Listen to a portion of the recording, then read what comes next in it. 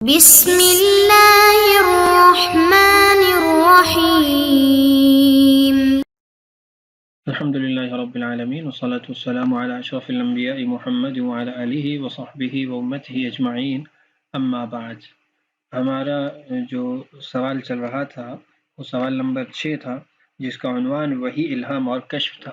وحی اور الہام سے متعلق سابقہ ویڈیو میں آپ کلام سن چکے ہیں۔ آج کی اس ویڈیو کے اندر ہم کشف سے متعلق بات کرتے ہیں۔ دیکھیے، کشف عالم غیب کی کسی چیز سے پردہ اٹھا کر دکھلا دینے کا نام کشف ہے۔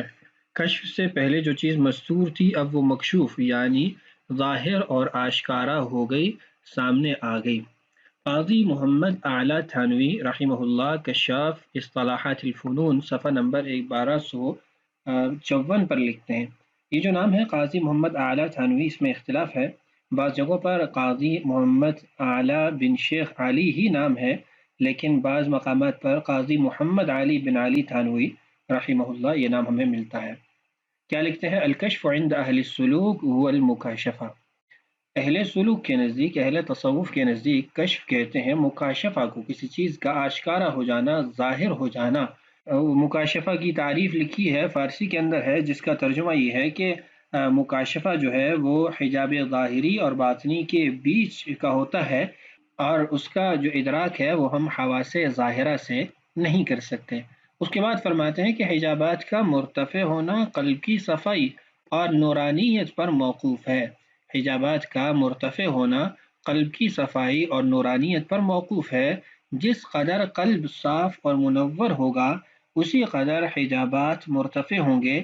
جاننا چاہیے کہ حجابات کا مرتفع ہونا قلب کی نورانیت پر موقوف تو ہے مگر لازم نہیں، یعنی اگر کسی کو قلب کی نورانیت حاصل ہے لیکن اس کو کشف نہیں ہوتا تو ہم یہ نہیں کہہ سکتے کہ اس کا قلب نورانی نہیں ہے، بلکہ اس کے بغیر بھی، یعنی کشف کے بغیر بھی قلب کی نورانیت کا ثبوت اور وجود موجود ہے۔ ہاں، کچھ طبائع ایسی ہوتی ہیں جن پر قلب کی نورانیت کے ساتھ جو امور ہوتے ہیں پردہ خفا کے اندر وہ ظاہر ہونا شروع ہو جاتے ہیں۔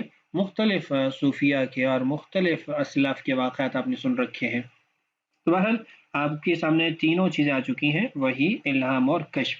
اب وحی، الہام اور کشف میں فرق کیا ہے؟ فرق سے آپ کو ان کی حیثیت بھی اور تکیف بھی واضح ہو جائے گی۔ تو آئیے اس کو پڑھتے ہیں اور جانتے ہیں۔ فرماتے ہیں وحی نبوت قطعی ہوتی ہے۔ پہلی یعنی جو فرق ہو گیا کہ وحی نبوت وہ قطعی ہے، جبکہ الہام وہ ظنی ہوتا ہے۔ اور دوسرا معصوم عن الخطا ہوتی ہے، وحی کے اندر کسی قسم کی غلطی نہیں ہوتی، اس کا امکان ہی نہیں ہوتا۔ اللہ تعالیٰ نے اپنے نبی کی زبان سے نکلنے والے الفاظ کو جو سند دی ہے وہ وحی کے ساتھ دی ہے۔ وَمَا يَنْطِقُ عَنِ الْهَوَىٰ إِنْ هُوَ إِلَّا وَحْيٌ يُوحَىٰ۔ تو مطلب یہ ہے کہ اپنے بولنے میں غلطی کا امکان ہوتا ہے، لیکن جو وحی ہوتی ہے وہ معصوم عن الخطا ہوتی ہے، اور نبی پر اس کی تبلیغ فرض ہوتی ہے۔ یا ایھا الرسول بلغ ما انزل الیک من ربک وان لم تفعل فما بلغت رسالتہ۔ جبکہ جو الہام ہوتا ہے اس کے اندر خطا کا احتمال بھی ہوتا ہے، اور الہام کا جو ملہم ہوتا ہے، ولی ہوتا ہے، محدث ہوتا ہے، وہ معصوم عن الخطا نہیں ہوتا، جبکہ وحی وہ خود بھی معصوم عن الخطا اور صاحب وحی بھی معصوم عن الخطا ہوتے ہیں، اور امت پر اس کا اتباع لازم ہوتا ہے۔ یعنی الہام کی نہ تبلیغ فرض ہے نہ الہام کی اتباع لازم ہے، وحی کی اتباع لازم ہے اور تبلیغ بھی فرض ہے نبی پر۔ اور الہام ظنی ہوتا ہے اور معصوم عن الخطا نہیں ہوتا، اولیاء معصوم نہیں، اسی وجہ سے اولیاء کا الہام دوسروں پر حجت نہیں، اور نہ الہام سے کوئی حکم شرعی ثابت ہو سکتا ہے، حتیٰ کہ استحباب بھی الہام سے ثابت نہیں ہو سکتا۔ یہاں تک 5 فروق جو ہے وہ ذکر ہو چکے ہیں وحی اور الہام کے اندر۔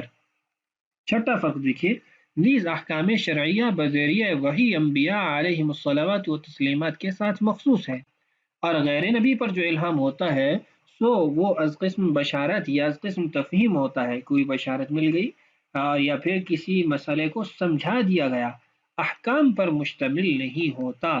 جیسے حضرت مریم علیہ السلام کو جو وحی الہام ہوئی وہ از قسم بشارت تھی، نہ کہ از قسم احکام کے۔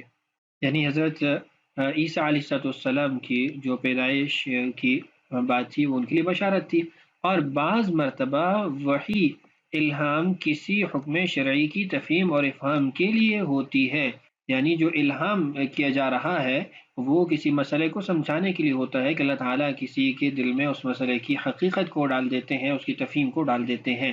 تو یہ 6 فروق یہاں تک ذکر ہو چکے ہیں وحی اور الہام کے درمیان۔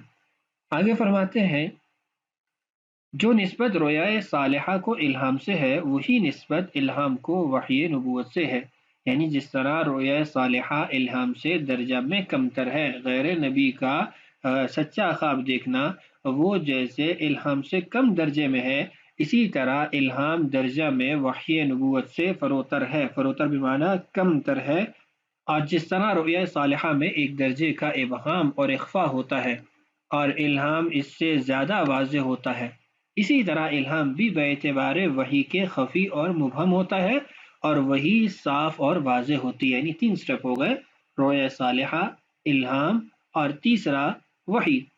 جیسے الہام رؤیا صالحہ سے اعلیٰ ہے اپنی وضوح کے اندر اور اپنے درجے کے اندر، اسی طرح وحی وہ الہام پر فوقیت رکھتی ہے اپنے قطعیت کے اعتبار سے، اپنے معصوم عن الخطا ہونے کے اعتبار سے، اپنی تبلیغ کی فرضیت کے اعتبار سے، امت پر اتباع کے لازم ہونے کے اعتبار سے، اور ایسے ہی احکام کے اس بات کے لیے تو جو الہام ہے وہ کمتر ہو جائے گا۔ تفصیل کے لیے دیکھیے الاعلام بمعنی الکشف والوحی والالہام مندرجہ احتساب قادیانیہ جلد دوم از حضرت کاندلوی رحمہ اللہ تعالی۔ احتساب قادیانیت اگر آپ کو میسر نہ ہو تو آپ مجموعہ رسائل کو خرید سکتے ہیں، جس کے ایک جلد کے اندر مولانا ادریس کاندلوی رحمہ اللہ کے رسائل کو جمع کیا گیا ہے، اس کے اندر بھی آپ کو یہ مل جائے گا، اور کوشش رہے گی کہ آپ کو ڈسکرپشن کے اندر اس کا لنک مل جائے تاکہ آپ وہاں سے بھی اس کا مطالعہ کر سکیں۔ اب یہاں تک آپ کچھ فروق جو ہے وہ جان چکے ہیں۔ آگے مؤلف مدد ظلہ نے ایک بہت بڑا فرق اور اس کو ثابت کیا ہے، اور وہ فرق یہ ہے کہ وحی اس کا انقطاع ہو چکا ہے، وہ ختم ہو چکی ہے۔ رسول اللہ صلی اللہ علیہ وسلم کی ذات وہ آخری ذات ہے جس کو اللہ تعالیٰ کی طرف سے وحی ہوئی ہے، اب اس کے بعد وحی کا وجود ختم ہو گیا ہے۔ قرآن سے آپ کو سمجھایا، حدیث سے سمجھایا، اب اسی بات کو آپ کو صحابہ کے آثار سے سمجھایا جا رہا ہے۔ اور جہاں تک الہام کی بات ہے، کشف کی بات ہے، تو وہ باقی ہے، اس کا انقطاع نہیں ہے، تا قیامت باقی رہے گا۔ الہام رحمانی بھی، الہام ربانی بھی اور الہام شیطانی بھی، ایسے ہی کشف بھی غلط ہو یا ٹھیک ہو ہر اعتبار سے وہ باقی رہے گا۔ تو اب اس کی یعنی آپ اس فرق کو بھی دیکھ لیں اور اس فرق پر دلیل بھی دیکھ لیں۔ انقطاع وحی نبوت، دیکھیے انقطاع وحی نبوت، حضور سرور کائنات صلی اللہ علیہ وسلم کے بعد وحی نبوت کا دروازہ بند ہو گیا۔ اس سلسلے میں اکابرین امت کی تصریحات ملاحظہ ہوں۔ سب سے پہلے افضل الخلق بعد الانبیاء علیہ الصلوات و تسلیمات کا قول ذکر کیا ہے۔ دیکھیے حضرت ابوبکر صدیق رضی اللہ عنہ نے حضرت صلی اللہ علیہ وسلم کی وفات کے بعد فرمایا، یا وفات کے وقت فرمایا، اليوم فقدنا الوحی ومن عند اللہ عز وجل الکلام، رواہ ابو اسماعیل الہروی فی دلائل التوحید، کنز العمال، صفحہ نمبر 235، جلد نمبر 7، حدیث نمبر 18760۔ ترجمہ الیوم فقدنا الوحی، آج کے دن ہم نے وحی کو کھو دیا، یعنی وحی اب ہمارے لیے ختم ہو گئی۔ ومن عند اللہ عز وجل الکلام، اللہ تعالیٰ کی طرف سے اب کوئی فرمان بھی ہماری طرف نہیں آئے گا نیا۔ نیز حضرت ابوبکر صدیق رضی اللہ عنہ نے ایک طویل کلام کی ذیل میں فرمایا، قد انقطع الوحی وتم الدین او ينقص انا حی، رواہ النسائی بهذا اللفظ معناه فی الصحیحین۔ یعنی نسائی رحمہ اللہ نے اس کو ذکر کیا ہے، یعنی اپنی مشہور کتاب سنن نسائی کے اندر نہیں بلکہ اپنی دوسری کتاب کے اندر اس کو ذکر کیا ہے ان الفاظ کے ساتھ، اور صحیحین کے اندر اس کا معنی پایا جاتا ہے۔ آگے انشاءاللہ میں صحیحین کی ایک آدھ روایت ذکر کر دوں گا جس سے آپ دیکھیں گے کہ اس کا معنی وہاں پر بھی ہمیں ملتا ہے، یعنی بخاری کے اندر بھی ملتا ہے اور مسلم کے اندر بھی ہے۔ مسلم کا تو نص آگے خود بھی آ رہا ہے، الریاض النظرہ صفحہ نمبر 98۔ ترجمہ دیکھیے، وحی منقطع ہو چکی ہے اور دین الہی تمام ہو چکا، کیا میری زندگی ہی میں اس کا نقصان شروع ہو جائے گا؟ تیسرا، صحیح بخاری صفحہ نمبر 1360، جلد نمبر 1 میں اسی مضمون کا کلام سیدنا صدیق اکبر رضی اللہ عنہ اور سیدنا فاروق اعظم رضی اللہ عنہ سے منقول ہے۔ میں یہاں پر سیدنا فاروق اعظم رضی اللہ عنہ سے جو روایت مروی ہے اس کو ذکر کر دیتا ہوں، اور مزید آپ جو ہے وہ خود اس کے اندر ملاحظہ کر سکتے ہیں۔ ان عبد الله بن عتبة قال سمعت عمر بن الخطاب رضي الله عنه يقول إن أناسا كانوا يؤخذون بالوحي في عهد رسول الله صلى الله عليه وسلم وإن الوحي قد انقطع وإنما نأخذكم الآن بما ظهر لنا من أعمالكم فمن أظهر لنا خيرا أمناه وقربناه وليس إلينا من سريرته شيء الله يحاسبه في سريرته ومن أظهر لنا سوءا لم نأمنه ولم نصدقه وَإِنْ قَالَ إِنَّ سَرِيرَتَهُ حَسَنَةٌ۔ بخاری شریف کی روایت ہے کہ سیدنا عمر فاروق رضی اللہ عنہ نے فرمایا کہ لوگوں کو رسول اللہ صلی اللہ علیہ وسلم کے زمانے میں وحی سے پکڑ لیا جاتا تھا، لیکن اب تو وحی ختم ہو گئی۔ ان الوحی قد انقطع، ختم ہو گئی ہے، اب ہم ان کے ظاہری اعمال پر فیصلہ کریں گے۔ آگے طویل کلام ہے، عربی آپ کو پڑھ کے سنا دی ہے۔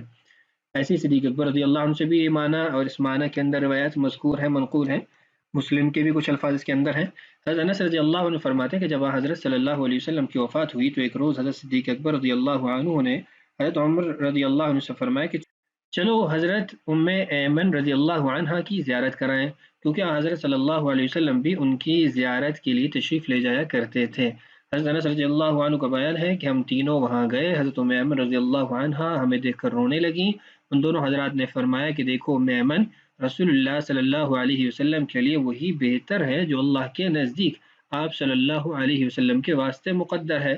تو انہوں نے کہا قد علمت ما عند اللہ خیر لرسول اللہ صلی اللہ علیہ وسلم ولكن ابکی علی خبر السماء انقطع عنا۔ اب کی یہ کلمہ پڑھا جائے گا، یہ دیکھیے مسلم کے اندر صفحہ نمبر 291 جلد نمبر 2 پر بھی موجود ہے، کنز العمال وغیرہ کا حوالہ بھی موجود ہے۔ ترجمہ دیکھیے، یہ تو میں بھی جانتی ہوں کہ آپ صلی اللہ علیہ وسلم کے لیے وہی بہتر ہے جو اللہ کے نزدیک ہے، لیکن میں اس پر روتی ہوں کہ آسمانی خبریں ہم سے منقطع ہو گئیں۔ اسی طرح مسلم شریف میں ہے کہ ولیکن اب کی ان الوحی قد انقطع من السماء، لیکن میں اس لیے رو رہی ہوں کہ آسمان سے وحی کا جو سلسلہ ہے وہ ختم ہو گیا ہے۔ تو اس روایت کے اندر آپ نے دیکھا کہ صحابہ کی مشترکہ گواہی ہے، سیدنا ابو بکر، سیدنا عمر، سیدنا انس اور ام ایمن رضی اللہ عنہ اجمعین، ان سب کی مشترکہ گواہی ہے کہ جو وحی ہے اس کا انقطاع ہو چکا ہے، وہ ختم ہو چکی ہے، اب اس کے بعد وحی کا ورود وہ ممکن نہیں ہے۔ علامہ قرطبی رحمہ اللہ فرماتے ہیں لأن بموت النبی صلی اللہ علیہ وسلم انقطع الوحی، مواہب اللدنیہ کے اندر اس بات کو ذکر کیا گیا ہے، اس قول کو ذکر کیا گیا ہے، المواہب اللدنیہ بالمنح المحمدیہ، جو کہ احمد بن محمد القسطلانی رحمہ اللہ کی کتاب ہے، 923 ہجری کے اندر وفات ہے، وہ اپنے کتاب کے اندر اس قول کو ذکر کرتے ہیں، اس لیے کہ نبی اکرم صلی اللہ علیہ وسلم کی وفات کے بعد وحی منقطع ہو چکی ہے۔